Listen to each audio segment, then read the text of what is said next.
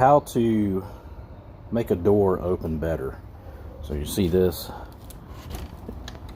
sticks down at the bottom, does all that. So you have this brace here.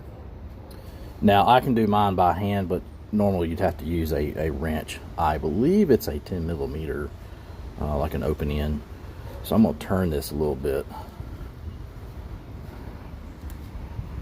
Ta-da! So what it does is it pulls the door like this, kind of.